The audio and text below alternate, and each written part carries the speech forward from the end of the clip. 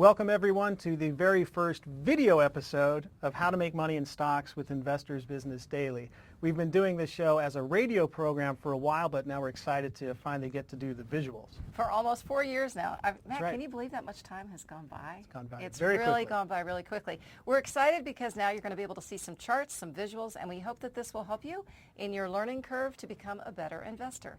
And for this week's show, we're going to talk about why it's so important to pay attention to the innovative leaders within fast-growing industry groups, because that really is your big pool for finding the next big winning stocks.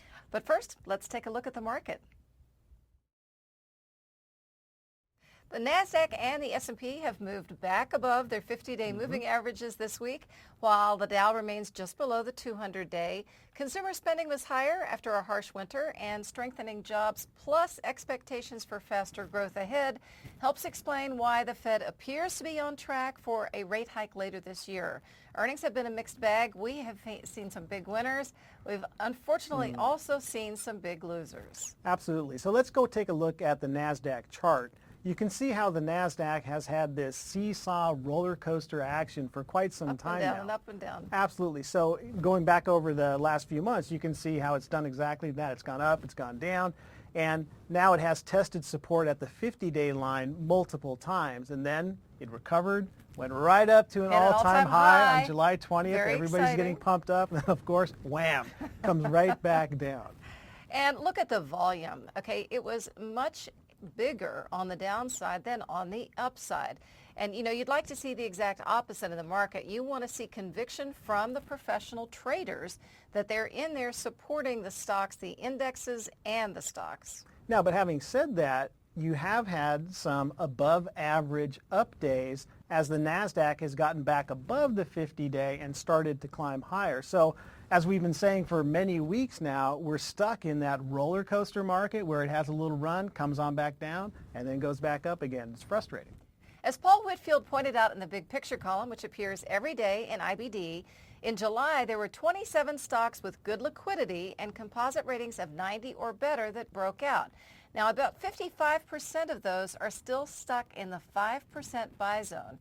Almost 30% have cleared the buy zone, but the additional gains are modest. So of the remaining stocks, 11% sank back below the buy point, and 4% triggered that 8% sell rule. So while 85% is a success rate in the market, it does point to that the uptrend is in trouble because of the lack of big gains. It just confirms the pressure that it's been on the current market outlook. And Paul also noted that only 4 of the 27 breakouts in July that we're talking about were up at least 10% from the entry price. And this just shows you that there have been a lot of stalled breakouts. And that makes it very tough for any of us to make money. And it also means that you have to have expectations that fit the current market conditions. So first, the market isn't delivering big gains. So maybe you want to take your profits a little bit sooner. And number 2, since many of these breakouts have either stalled or failed, it's a good idea to keep any new buys on a relatively tight leash and make sure that you follow your sell rules. All right, let's talk about some earnings this week. Well, Skechers wowed again. This is a little engine that could. It just keeps moving higher and higher inch by inch. But this week it really gapped up. It was up 14%. Earnings soared 128% from a year earlier. And they said their forward-looking guidance remains strong. And I can tell you that I wear their Go Walk shoes. They're very comfortable, especially when I'm traveling and I'm walking through airports. Now, we always talk about how it's very important to watch what fund managers and other institutional investors are up to, because they do provide the fuel that drives the stock higher. And Skechers is a perfect example of that.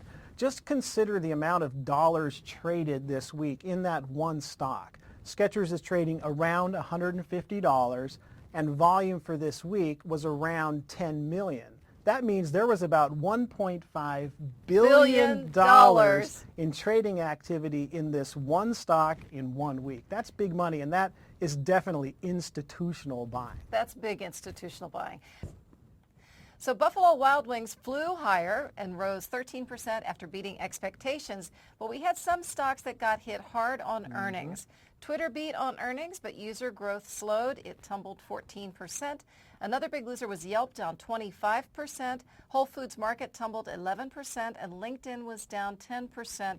And we also had Taser off 11% after reporting earnings. And what's interesting is that LinkedIn, Taser, and Twitter all beat on earnings, but they still got hammered, mainly because investors didn't like what they see coming down the road. So it's a good reminder of how a good earnings report does not necessarily mean that that stock is going to go up. You can definitely get hammered if the outlook and the guidance isn't what people expect. So it's been a difficult market, perhaps frustrating, but things can change on a dime. And we have a busy week ahead with earnings. Sure do. We have a Biomed, Allergen, we have Arista Networks, Bloomin' Brands, Criteo, EPAM Systems, Regeneron Pharmaceutical, Papa John's Pizza, Gray Television, Jazz Pharmaceuticals, and Paycom Software. So make sure your watch list is up to date, and you can find the earnings list each week in the Monday section of the paper. Today we want to talk about one key aspect of investing in terms of how do you go about finding the best stocks to buy. Well, the biggest winners tend to be innovative companies that are leading a major trend in a fast-growing industry. Just think about how bull market cycles work. They're going to be driven by some major technological trend or a demographic shift. And so there's always a new one. Every time a new bull market it's cycle always comes, something new. That's the thing that's exciting. There always is a new opportunity in a new bull market. Right, and just think back to the 1990s. The things that were driving that mainly were cell phones, computers, and the internet. So it's no surprise then that some of the biggest winners from that time were Qualcomm with chips for cell phones, Cisco and AOL for internet infrastructure and content, and then Dell for PCs. Now, let's take a fun look back at history, Yes. okay? Let's think about the evolution of the transportation industry. In 1783, we had the first hot air balloon. Can you imagine that? Someone testing that out for the That'd be first time. high tech, sure. And then 1807, the first steamboat with regular passenger service came about. In 1903, of course, we had the Wright brothers' first flight. And along the way, you could have made money in train stocks, cars, and in airline companies. Now, we thought this would be really fun. Okay, remember the iPod and remember the excitement about that? Well, let's go back to the 2000s. We saw tremendous growth from Apple with the iPod and the Google, about 2004 for Google. And at the time, these were revolutionary technologies. So we have for you a commercial from the iPod from 2001.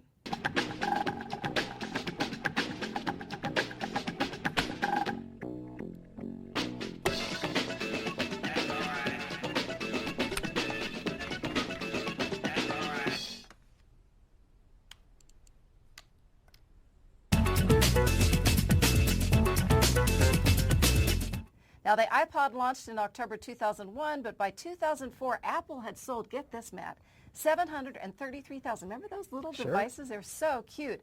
And that generated $256 million in sales. And this is a sales increase of 235% from the previous year. And that certainly gets the attention of the professional investor. And Matt, because I went back and I took a look at this, 2004 is when Apple began its meteoric rise. From June 2004 to December 2007, Apple saw a gain of 1,247%.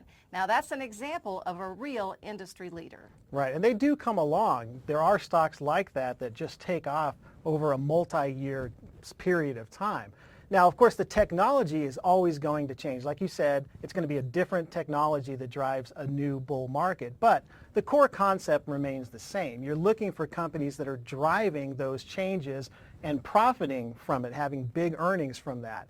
And those typically become the best stocks in that particular bull cycle. So what are some of the major trends today? Of course, one major one is this Internet of Things, also referred to as IoT, which is basically just connecting everything, right? And it is of course tied into cloud computing and mobile. And as a result of that, you see this huge demand for cybersecurity because, of course, as everything gets connected, everything gets potentially at risk. Remember the interview Sure. It was a silly movie. They were going to go kill the North Korean leader. Right.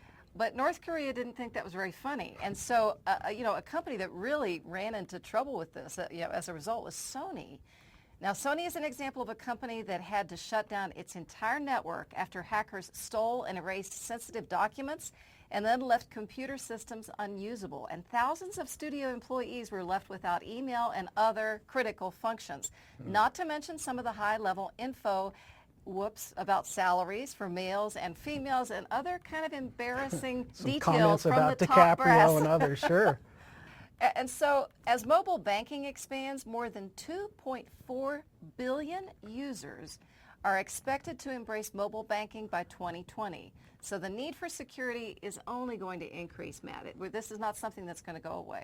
And that does give you a sense of the scale of this because, like Amy said, about 2.4 billion people are expected to start using online banking, mobile banking by 2020. That's 3 times the 800 million people that used it in 2014. So that gives you an idea of what the growth opportunities are for the stocks, the companies that are in that space. And that's just one example. Financial and banking is just one of the sectors because of this Internet of Things trend. Everything is getting connected from your car and your home security system to your fridge. Everything is getting put online. All right, well, 3 core factors drive the need for cybersecurity. Businesses need better defenses against increasingly sophisticated attacks. And users want security, but also the convenience. You don't want this to be really complicated as you implement this into your life. So there's huge growth the potential here for the mobile apps. Now, banks, retailers, and other merchants in the U.S. are readying to support the chip-enabled cards. I got mine in the mail. Did you get yours? Not yet. They have that little chip on them, and their new credit card is very high-tech, and the idea is to make everything more secure. Right, and I was in Canada last year, and I was buying something with the credit card, and the guy looks at it because there was no chip in it, and he's like, oh, you must be American. Because, we were a little bit late. We're late to that game by a long shot. They've been using them in Europe for a while. That's right. But just look around at your own daily life. It's clear that cybersecurity and identity theft are major trends, and they're not going away. Now, the question is, how does that translate into what stocks you would like to buy? Well, one way to start is to see the stocks that are in IBD's Computer Software Security Industry Group. Right now, there are 24 stocks in that space, and we're going to talk about just 2 of them, CyberArk and Palo Alto Networks. Now, these are not recommendations. Neither one is currently near a proper buy point. But as you'll see, there are many different good reasons to have these stocks and others in that same space on your watch list. Absolutely. Well, CyberArk's main emphasis is on privileged accounts, which represent the largest security vulnerability that an organization faces today. Now, with really malicious attacks, hackers can take full control of an organization's IT infrastructure. And you may not know who or when, but the attackers can be inside for months before actually attacking. And so you may not know that they're there, that they're in your system. So the idea is to stop these attacks before they start. And just think about the Office of Personnel Management hack that happened recently. It was somewhere in the neighborhood of a year before they realized that people were into their networks. And the only reason they did find out, apparently, was that they changed their systems and did some upgrading to their equipment. That's when they realized somebody had already been in here. And now we want to mention here that you can learn a lot more about CyberArk, Palo Alto, and other cybersecurity stocks by reading columns about them, profiles of them, in IBD's New America column, which comes out every day. And we'll link to those on our website, which is investors.com/investing show. But as Amy mentioned, CyberArk's specialty is really focusing on how to protect your most sensitive administrative accounts, the ones with all the passwords and all the administrative rights, once the hackers are already in your network. System. Because you do have to assume to some degree that at some point somebody's going to get into it. So then how do you control that once they are in? That's what CyberArk focuses on. Well, Palo Alto Networks has been the big winner in this space. The company boasts more than 19,000 customers in over 120 countries. And their next generation firewall lets companies see and control what's happening with applications in use. Right, and one analyst has said that Palo Alto has really redefined the firewall category. So clearly, it's among the top firms in this cybersecurity space. So let's take a quick break, and then we're going to move on to the next step in building your watch list by looking for leading stocks in fast-growing industries. And that is, you want to review sales, earnings, and other fundamentals, and then take a close look at the chart action.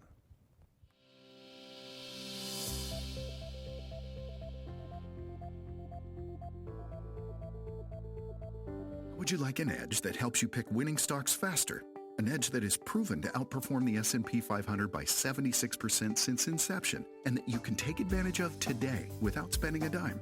More on that in a minute. Each day, our top market team at Investors Business Daily scans our proprietary stock lists and screens to find superior stocks with the most potential for big gains. They analyze these stocks every step of the way to show you bases, buy points, sell signals, and the right time to take profits. It's about as close to hold your hand investing as you can get. Introducing Leaderboard by Investors Business Daily. For a limited time, you can try all of the premium features Leaderboard has to offer for a full 14 days at absolutely no cost to you. You'll receive unlimited access to all of the time-saving research, powerful investing tools, the leaders list, cut list, and expert analysis you need to develop a winning investing strategy. And it's all 100% free for your first 14 days.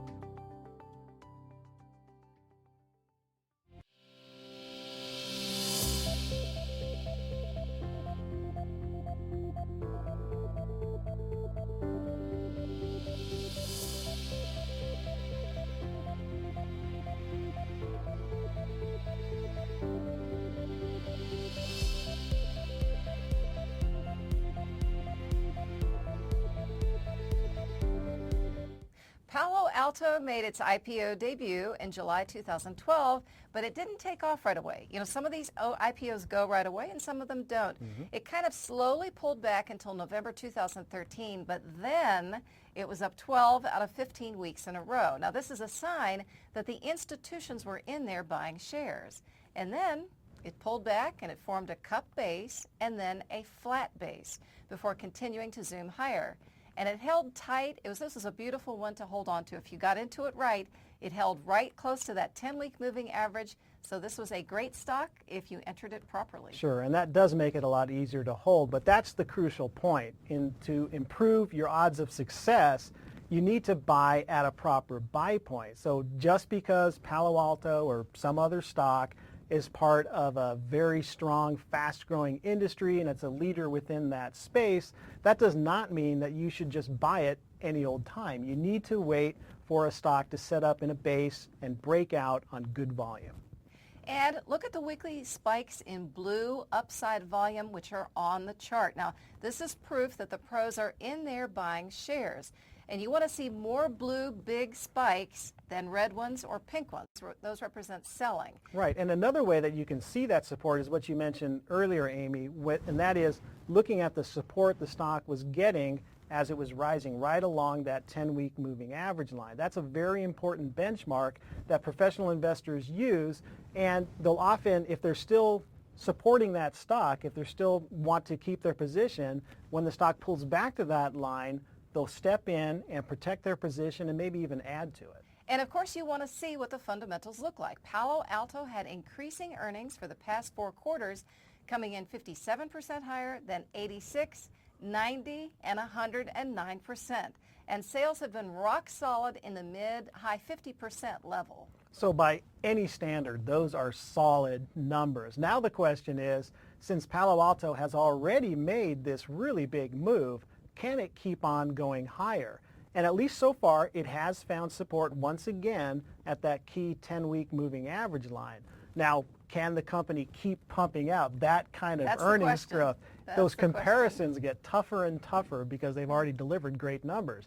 And is that future growth already baked into that share price? That's always a question. Now, only time will tell, but Palo Alto is clearly one that you want to keep an eye on. So you want to wait to see if it goes on to offer another proper buy point.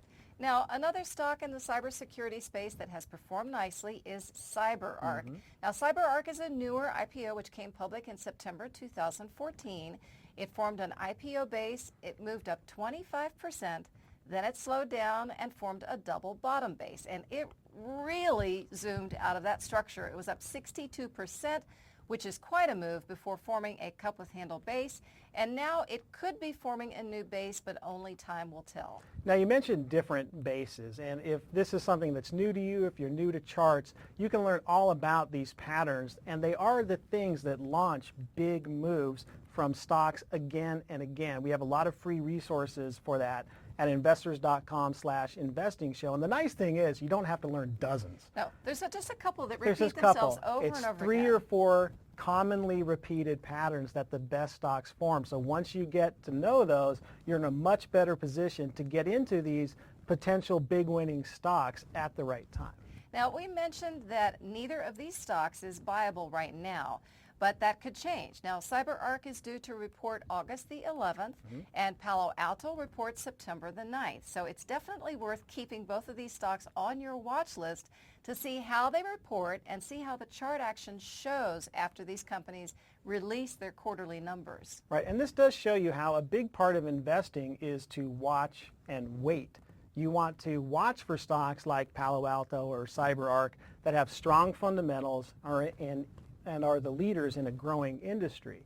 Then you want to make sure that you sit back and wait for the conditions to be right. You want the overall market conditions to be good, and the chart should be in a favorable position before you jump in and invest your money. Timing is everything. Absolutely. Each week we're going to do a quote of the week that has to do with investing. And since this is the very first episode, let's do one from IBD founder and chairman Bill O'Neill. You can start small. It doesn't take a lot of money to start. You can begin with as little as $500 to $1,000 and add to it as you earn and save more money. The whole point is to get started. Pretty soon you can be up to $5,000 and then $10,000 and then more and more. Just remember to keep your losses small. And we have plenty of resources to help you get started. There's IBD University, we have the Market Wrap and IBD Stock Analysis videos, and we'll have links to these various resources at investors.com/investing show.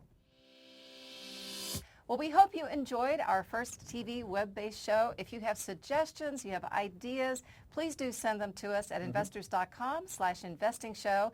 And next Saturday, I will be in Portland for a leaderboard summit, so come and join me. And on that website, you can find out all about whatever workshops we have coming up, plus we'll have notes for each episode that we do. And coming very soon, you'll be able to download the video version from iTunes as well. And by the way, a lot of people asked us to still keep an audio version of the show, so we will have an audio-only version of what we do on the video show. And you can download that now at investors.com/investing show. And again, this will all be available on iTunes very soon. Okay. See you next week, everybody.